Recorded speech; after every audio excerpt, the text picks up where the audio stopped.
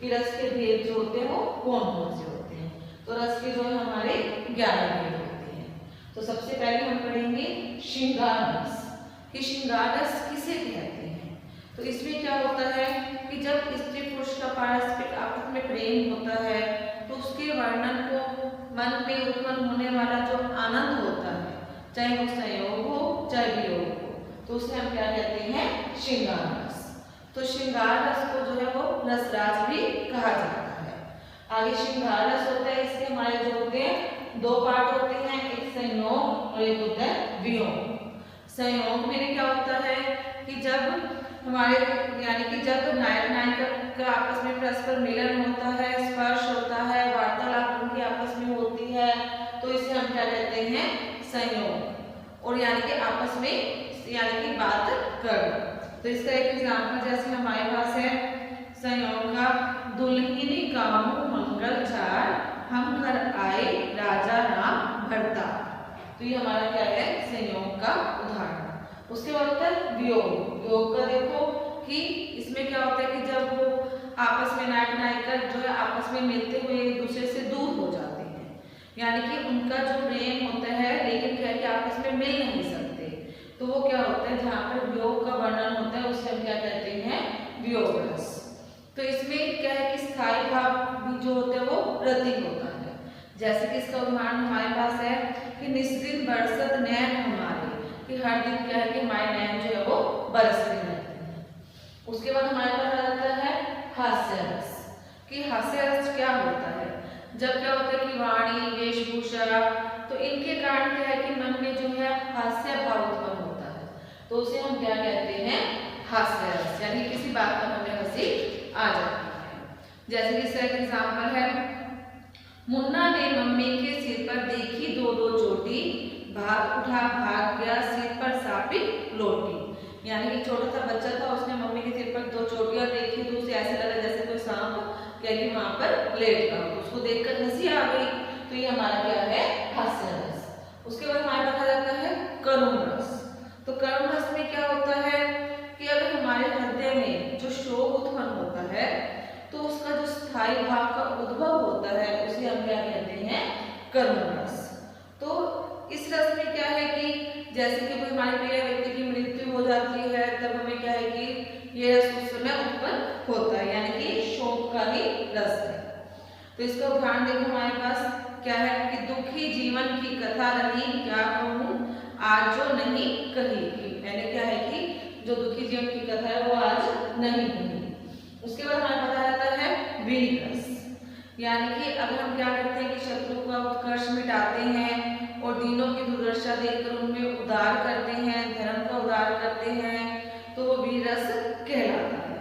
तो इसका स्थायी भाव क्या है, वीर रस का उत्साह। तो इसमें आपका क्वेश्चन आ सकता है कि वीर रस का स्थायी भाव क्या है। तो इसमें देखो कि हमारे पास क्या है कि एग्जाम्पल कि रक्त है या नसों में शुद्ध पानी, जांच कर दो शीश दे देकर जबानी। तो उसके बाद हमारे पास आ जाता है रौद्र रस। तो रौद्र रस में क्या है कि जब हमारे पास क्या है कि क्रोध नामक जो स्थायी भाव होता है, तो उनको क्या होता है कि हमारे अंदर क्या है कि एक प्रकार का क्रोध उत्पन्न हो जाता है, तो हम अनुचित कार्य या शत्रु को या विरोध के अनुचित चेष्टाओं के कारण उत्पन्न होता है। तो क्रोध का जो ये हमारा क्या है कि रौद्र होता है, इसका क्या है कि स्थायी भाव हमारा क्या है, क्रोध। तो इसका एग्जाम्पल देखो, रेत रेत बालक काल बस बोलत तेही न संभार, धनो ही सम त्रिपुआरी, धनो विदित सकल संसार। तो इसमें क्या है कि एक बालक को कहा गया है, यानी कि क्रोध के कारण जब क्या है कि राम परशुराम संवाद होता है तो परशुराम जो है लक्ष्मण जी को ये बातें कहते हैं।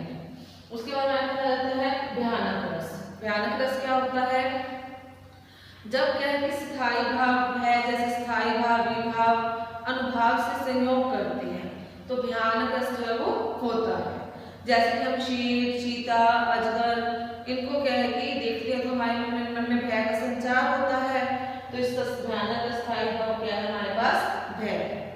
तो इस तरह से जो है, जैसे कि इसका एग्जाम्पल देखती हूँ आपको, कंधों पर बालक होते ले उसके गले सूंडों से डाले, ये हमारा क्या है इसका एग्जाम्पल। उसके बाद हमारे पास विभत्स रस। विभक्त रस में क्या करते हैं कि जब कोई हम घिनौना पदार्थ देखते हैं तो हमारे मन में ग्लानि उत्पन्न होती है, तो वो हमारा क्या होता है, विभक्त रस। तो ये अगर हम कहें कि युद्ध के पश्चात क्या देखते हैं कि चारों ओर जो है शव, युद्ध में काफी लोग मारे जाते हैं तो चारों ओर शव बिखरे होते हैं, उनके अंग काट कर जो है वो इधर उधर गिरे पड़े होते हैं और उनको जो है कोई और जो गीत होते हैं उन शवों को खा रहे होते हैं। तो इसका जो स्थायी भाव जो है विभक्त का क्या है, जुगुप्सा। तो इसका एग्जाम्पल क्या है कि सिर पर बैठो काग आँख को खाक निकारत, सींचत जीभे स्यार अति ही आनंद उर्भ भारत। तो इसमें क्या है कि हमारा एग्जाम्पल इसका दिया गया है। उसके बाद 8वें नंबर पर हमारे पास आता है अद्भुत रस। तो अद्भुत क्या है कि जहाँ पर चकित यानी कि हम आश्चर्य हो जाते हैं, चकित कर देने के पश्चात दृश्य या प्रसंग के चित्रण से रस उत्पन्न होता है, तो उसे हम क्या कहते हैं, अद्भुत रस। तो इसका स्थायी भाव क्या है, आश्चर्य। तो इसका एग्जाम्पल देखो क्या है, मोहन मूरत श्याम की अति अद्भुत गति जेई, वसन सुचित अंतर दऊ विग विग जग होई। उसके बाद हमारे आता है शांत रस। शांत रस में क्या आता है कि जहाँ संसार के प्रति जो उदासीनता का भाव होता है उनका वर्णन किया जाता है, तो वहाँ पर जो है शांत रस का प्रयोग होता है। तो जैसे कि इसका जो स्थायी भाव क्या है, निर्वेद। तो इसमें इसका एग्जाम्पल देखो क्या है, शेष महेश गणेश दिनेश सुरेशो जाहि निरंतर गाय। उसके बाद आता है वात्सल्य रस। जो वात्सल्य रस होता है अपने से छोटों के प्रति जो स्नेह भाव उत्पन्न होता है उसे हम क्या कहते हैं, वात्सल्य रस। तो इसका जो स्थायी भाव क्या है, स्नेह। तो इसमें क्या है कि हमारा एग्जाम्पल देखो दिया हुआ है, बरदंत की पंगनी कुदकली अदरा धर पल्लव खोलन की चपला चमके धर्मी जगे छवि मोती माल अमोनल। उसके बाद हमारे पास आता है भक्ति रस। तो जहाँ ईश्वर के प्रति प्रेम भाव का वर्णन किया जाता है तो वहाँ पर क्या है कि भक्ति रस का प्रयोग किया जाता है। तो इसका जो स्थायी भाव हमारा क्या है, देव विषय प्रीति। तो भक्ति का हमारे एग्जाम्पल है जैसे कि मेरे तो गिरधर गोपाल दूसरों ने कोई, जाके सिर मोर मुकुट मेरो पति सोई। तो इसमें गिरधर गोपाल को क्या है कि उसके प्रति जो है भक्ति भावना को प्रकट किया गया है।